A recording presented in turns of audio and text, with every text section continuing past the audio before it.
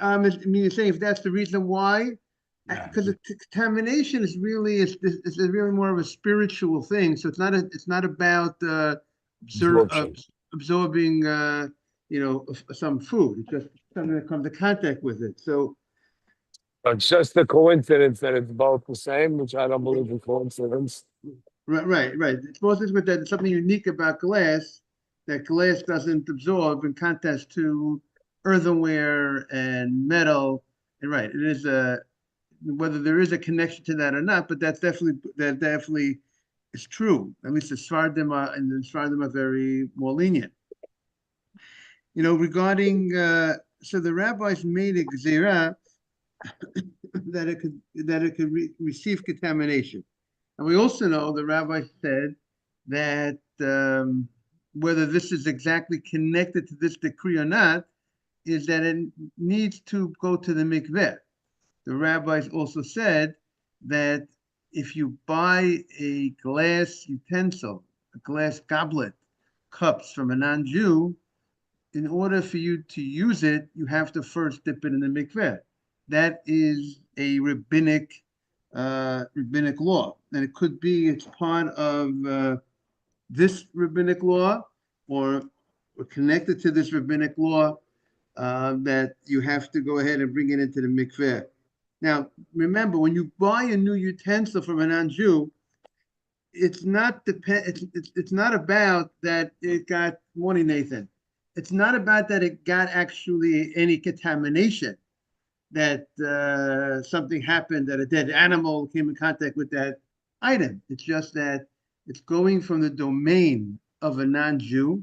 The non-Jew, even the non-Jew never used the glass item. The non-Jew never used the metal fork, the metal pot.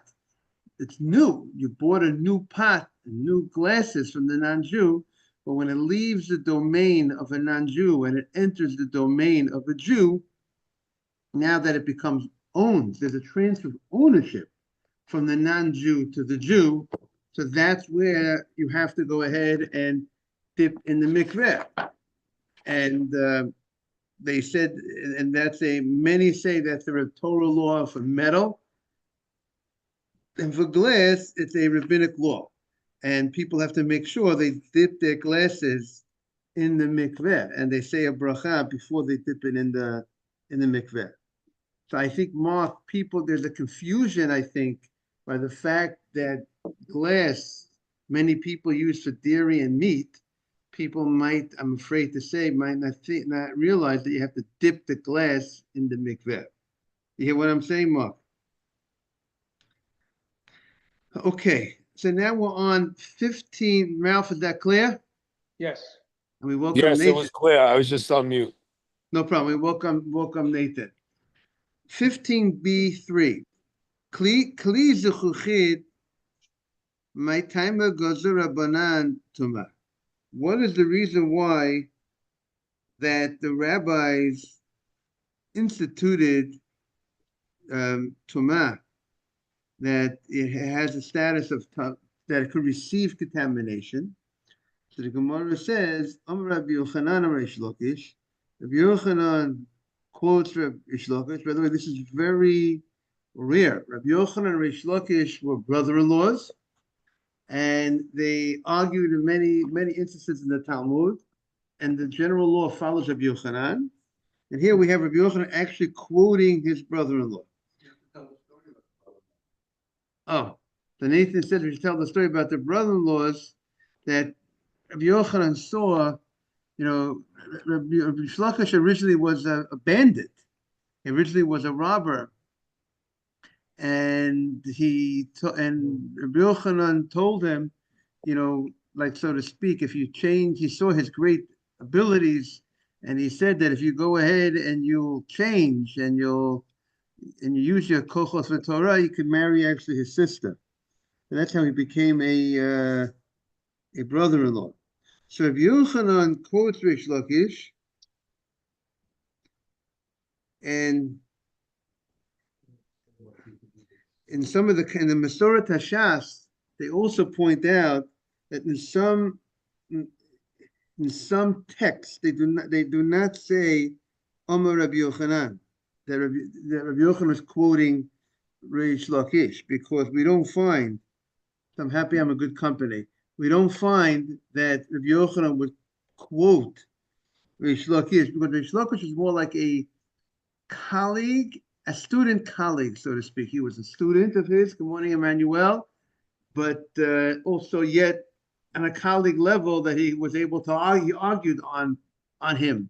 But generally we don't find, so some don't have the text that he's quoting Reish Lakish. So he says, Hoyu tchilat briatan menachol. Glass is made from sand, and since it's made from sand, it's formed from sand. Shavinu Rabbanan kichle cheres. The rabbis, good morning, Simon. And today's the last day before Simon travels, right, Simon? Welcome, Simon. And since it's made good morning, Asaf. Since it's made from sand, the rabbi said there's going to be confusion. The rabbis are very concerned that people shouldn't make mistakes. Therefore, if you're going to say that something that's made from sand does not receive contamination, people are going to think that earthenware made from the clay of the ground is not mekabel tumah. And we know that on a Torah level, earthenware has the ability to receive contamination if it comes in contact with the dead sherets, certain dead animals. So therefore, the rabbis made a rabbinic law that glass could receive contamination. So the Gemara says if that's the case, if that's the reasoning, earthenware utensil, Torah says when an earthenware utensil becomes contaminated, there's no mikveh. You only can break it, like Nathan says. When you break it, now it's no longer a utensil. And then if you go down and you reform it and you make it again, then technically you could use this, you can make it again into something else, but that's a new utensil. But so why is it the Gemara says that when it comes to glass, they said that it would be able to have purification, the mikvah becomes contaminated. Alama, that's the Gemara's question. Right, sounds like it's more like metal, as Nathan says. To call it that mikvah would work. Lo tehela entire mikveh. Mikveh should not help. Alama tanan. Why did we learn the following? Elu chotzim b'kelim. The following items would be considered a chatzitza, a interruption in the dip, meaning these are type of things, substances that come attached to the utensil that a person is makpid. Makpid means you don't want it there, you don't like it that it should be there. You're careful about, and therefore, since you're careful about it, it's considered something that's foreign, that's not supposed to be there. You don't want it there, and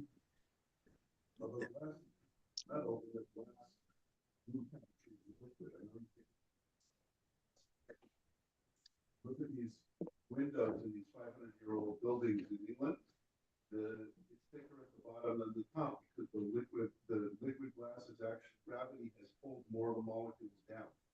Okay, but yet the Gemara is still saying, but there's still the concern that maybe people will make a mistake between glass and earthenware should be a problem. So why is it that mikveh helps? And where did we see that there is mikveh by glass? Because it says hazefet v'hamor. These are certain materials, pitch or mar. These are things that stick to the utensil. And there's certain things that don't stick so well to the glass because of the smoothness of the glass, and therefore it falls off by itself.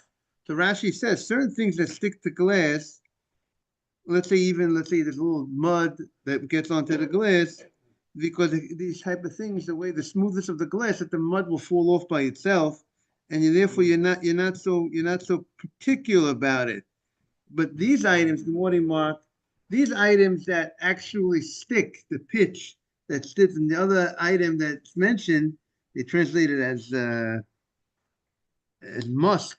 But these items that stick to the glass, you don't want it there because it's not gonna fall off by itself, and that would serve as a chatzitza, as a some sort of separation, interposition, separation, hefsek between the water and your body. And here it's not the water of the body, here's the water and the utensil, right? That's what we're on 15 before. One of the reasons why, we're particular about we remove labels, whatever, stickers on utensils before we go ahead and we dip it in the mikveh. We don't want anything to be a chatzitza, anything to be a what's the language you use? Interposition, hefsek, the separation between the water and the item. So just like the ladies take off their jewelry before they go to the mikveh, we don't want any chatzitza, right? So the Gemara says, so the fact that we say that there are items that will serve as a interruption or a mechitza, a separation, even the word mechitza and chatzitza are definitely connected. They separate between the separation between the people, the men and the women, and chatzitza is separated from the water and the utensil. But the fact that these items would be considered a chatzitza, an interruption, so therefore it shows you that glass does use water. The mikveh water will purify glass. And why should it purify glass if it's similar to earthenware? We should be concerned that people will think that if glass you could bring to the mikveh, if it becomes contaminated, you will bring earthenware to the mikveh when it becomes contaminated. As Nathan said, earthenware, the mikveh does not help. It doesn't help to remove the contamination. But the Gemara says that the case that we're talking about, that mikveh and the glass go hand in hand, that the mikveh will be used for the glass, is when the glass has a status of metal, like Nathan says. Said what will be the case? So the Gemara says, listen to the case. The case is, let's say the glass had a hole. And once the glass got a hole, we're saying it comes from sand. We're going to treat it, at this point, the Gemara saying we're treating it like earthenware. Earthenware that breaks is purified, becomes pure, right? It's no longer a vessel. So if you have a hole in the glass, and now it has a status of purity because it's no longer a water utensil. Obviously, it's talking about a type of hole that will constitute it, a type of break that's called a break. Obviously, if you have a nice hole in a utensil and everything you put in is going to fall out, there are different discussions exactly what we have to look into the size of the hole. But whatever that size of the hole is, that's considered significant enough to ruin it.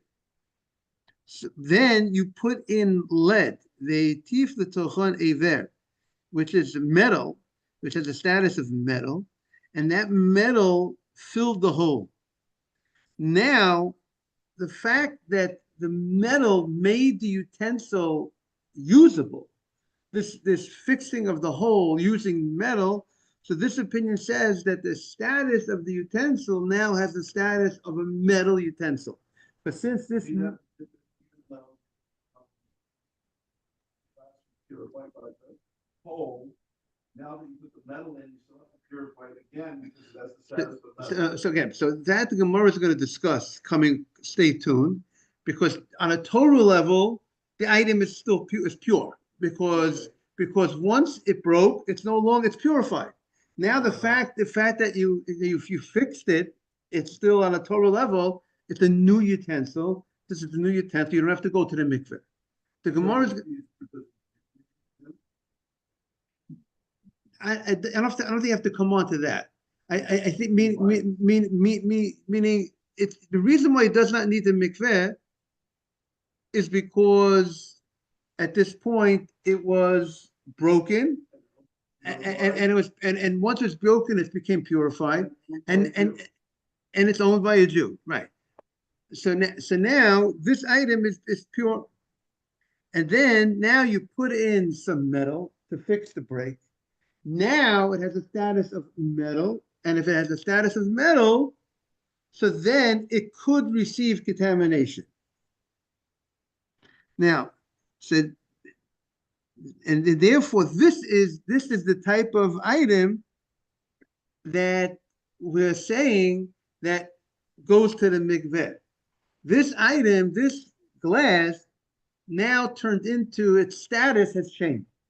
Instead of having a status as earthenware utensil, because of its break and its fixing through metal, it has the status of metal and it can receive contamination. And Rameya, this opinion is Rav Meir's opinion. This is not universal that if you have a utensil and it has a hole in the utensil and you fix, and the whole utensil is made out of one material, but you have a hole, and that hole is what's, if you fix that hole with a different material, we're going to classify the utensil with the material that you fixed the hole in. That's not, other people, other opinions will say no, that the fact is it's really a glass utensil. So the fact that you put a little hole, you fix the hole with metal does not make the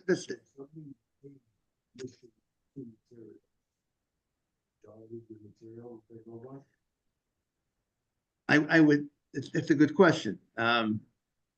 Logically, it would be the majority, but the question is also how much does this other material play a role? So, right, that's a good question. That would have to be researched because Majority glass, minority metal. In your case now, a teeny little hole with metal is classified as a metal according to this opinion, right? That's according to, there's a machlokas in this. The chachamim, which is usually the halacha, usually will follow the chachamim, the rabbis, because that's more of the majority opinion.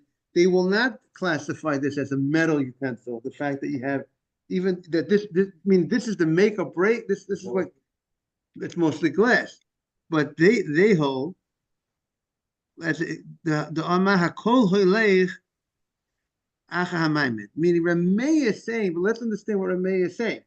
Rameh is saying the item that makes it usable, meaning it was this fixing of the hole, the ma'amid, that made it usable, right? Because until you fix the hole, the glass utensil has the hole. You can't use it. Now that you fixed it with the metal, so because this fixing of the metal made it, so to speak, you made it usable. You were the battery to allow it to be used as a utensil. Do we classify the whole utensil as if you're metal, which is a big chidush? It's true. The metal made it work. It's like, like the last letter of a Sefer Torah. Is that you're going to look at it, without that last letter, the Sefer Torah is not as, but you're going to consider it as if you wrote, as if this is, the whole Sefer Torah. This last letter is as if, we're gonna count the Sefer Torah based on this last letter.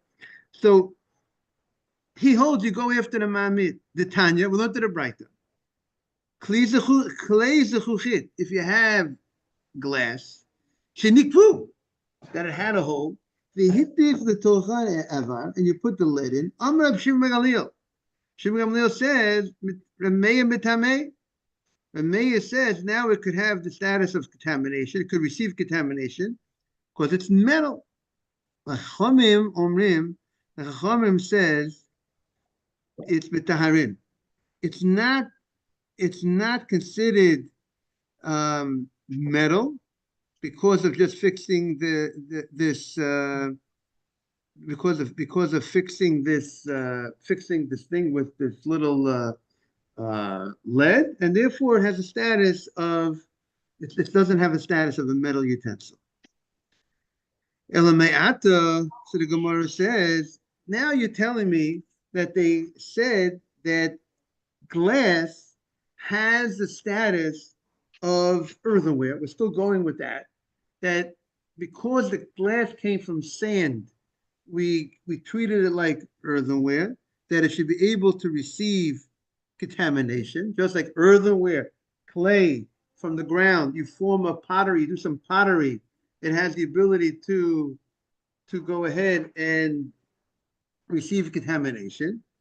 Elameata, Mark, you see, we have this phenomenon, right? If China earthenware does not need to be dipped. right? You have to see what different opinions might hold about China. But anything that's earthenware, total, if something makes total, the question becomes, because it's glazed on the outside, would you dip it without a bracha? But if you have something that's total earthenware, total something you made China, that's not that, you don't need to dip in the mikveh. Even that's not glazed. If it's glazed, then you get into questions, right? What's what? Varnish glazing. Yeah. What is varnish? Is what material they use for varnish? You have a question. What meaning glass? Meaning glass is the material that requires mikveh. I don't know what the varnish material is, but so you have a phenomenon. You have something that's called earthenware that does not need mikveh when you buy it from a Gentile, but nevertheless can receive contamination. So we see this phenomenon. You can have something that does not need mikveh, but yet can become contaminated on a Torah level. So we see that independent, the halachas don't run exactly in line. Yes. Thought you would appreciate that. Yes. Every single metal comes from the ground. Steel comes from metallurgical coal. Silver comes from the ground. Lead comes from the ground. Why is the distinction metal versus glass earthenware, and all three are not the same? Because you can't make any metal except from the ground. Okay, so the Gemara is, at this point, the Gemara is saying sand. That glass is made from sand, and earthenware is from sand. It's much more. It's much Not really more from clay, but the Gemara, the similarity. Examples are not metals, and everything else that is a metal. So everything comes from the ground, except that these two are different than all the others. At this point in the Gemara, we're going to see the Gemara is going to show there is some similarity between glass and metal, a different similarity. We're going to see, but in the way it's formed, in the way it's created, it's,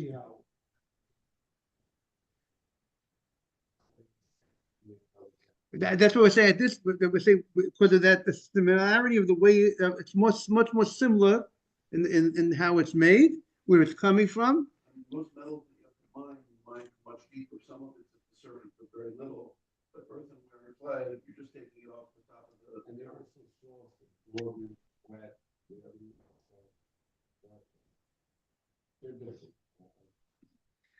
So the Gemara says,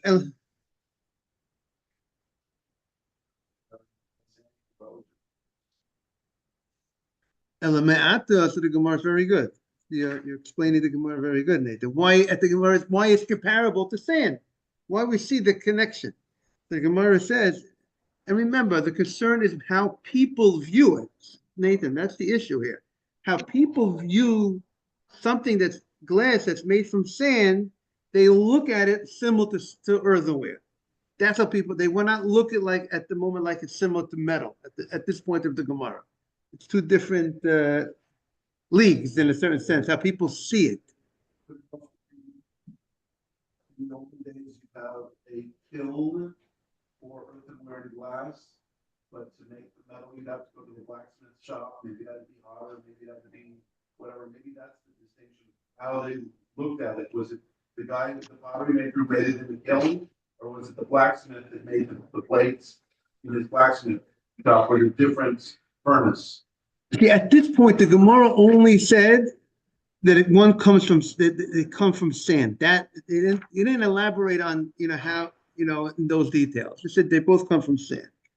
So the Gemara's elamata. Okay, you're holding your position that really glass has a status of earthenware, and therefore you're holding your position that it will not go. Mikveh would not help if glass becomes contaminated. You have to break it. But that case that it says mikveh would work is because the glass had a hole and you filled it with lead, and therefore it's changed its status. But normally glass will treat like earthenware. So now the Gemara says, if you're saying glass has the status of earthenware because of the similarities and the confusion, and therefore the rabbi said it could receive contamination. Now we're on Tes Zayin Amud Aleph 16a. Lo letamu migaban. It should not receive contamination from the top. That means if something touches the top of the something that's contaminated that touches the top of glass. Now, what do we mean? If you take earthenware, if you have a earthenware vessel, and let's say a dead animal touches the top of the earthenware vessel, at the outer, we'll call the outer shell, anywhere the outer shell. This is, I got to get a bit like a nice bottle. Yeah, very good. If we have for you, this thing. So if you touch anywhere on the outside, it will not make the earthenware clay utensil contaminated. The dead animal touch it. Only has to touch within, only inside the ear of the utensil. That's why there's a pasuk in Chukat. It says if you have a earthenware utensil, it's in the tent of a dead body. There's a dead body in the tent. So if there's a submit, if there's a cover, if it would come with a cover, then the item will not become contaminated because the air was never exposed to the. If in like Mark's case, this cup is open, right, Simon? Therefore, the air it will receive its contamination from the air space. The air space of the utensil. It will not become contaminated. Interior. No, if it has to touch this cup again, this cup, or touch it, or if it's a tent does not have to touch the dead body. It's not right, because therefore that's like it's in the everything in the tent, but only if the earthenware utensil has no lid on the top. Then it's in the air, right? Then it's in the ear space is exposed to the dead body. Right, and right. In order to become no. If it's because the space on the inside, let's explain this. If there's a dead body in a room, it's as if everybody in the room is touching the dead body. Right. Everything's contaminated. But unless you have not a metal thing that's covered, an earthenware utensil. Because if an earthenware utensil is covered, the air space never was exposed to the dead body. The interior would become contaminated. Metal covered because even though the interior of that metal container was not exposed to the dead body because it was covered, but the outside, the exterior of the metal item, utensil, was exposed to the dead body. And that just being in the same room was like you touched the dead body.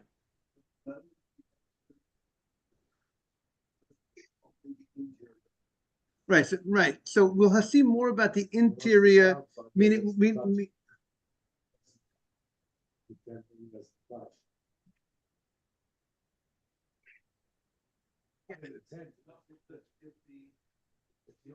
you're outside, then there's no tent it contamination. has to be if you're outside, the metal has to touch, and in the earthenware utensil, but earthenware has to be on the inside. Right. Okay, so we have to see. No. And we didn't. We said inside the tent. Okay, if you're outside the tent, so in order for metal to become contaminated, you would have to touch the outside. Or now we have to see about the inside of the metal. Does the metal have the same status? Meaning, if you go, there's two things. If you touch the inside, it will become contaminated. What about if it enters the ear space? You know what I'm saying? Of the metal, but not touching. You dip right. So that we have to look up. Right. That we have to look up what the halacha would be about metal. But we know, but if you have a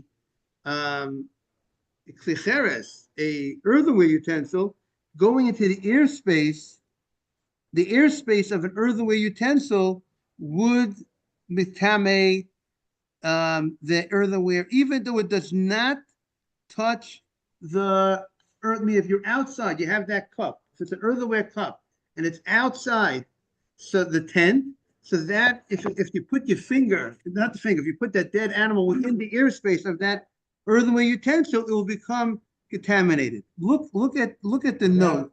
without touching. Look at the language. Look at number one.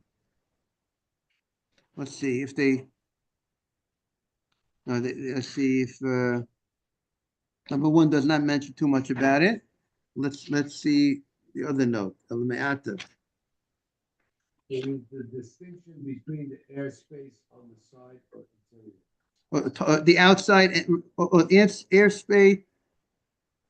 Let's see. Here, look at number five. Look at number five. You want to look at number five, Mark? Earthenware vessels. You got it? Earthenware and vessels of nature acquire tumor when an avatumor enters in the airspace of the cavity. It is not necessary for the avatumor to touch the walls of the vessel, meaning this is outside the tent. It's outside the tent. As soon as it enters into the confines of the cavity, the vessel becomes tameh. Thus, if, for instance, a dead sheretz is suspended, as Nathan was talking about, within the earthenware vessel, the vessel contracts tumah. Okay, we'll see more tomorrow about other types of utensils like metal regarding their airspace. So we only so far established the airspace of an earthenware utensil will make it contaminated. Okay, we'll see more tomorrow. Have a great day, everybody. Yes. Take care, Asaf. Take care, Ralph. Have a great day.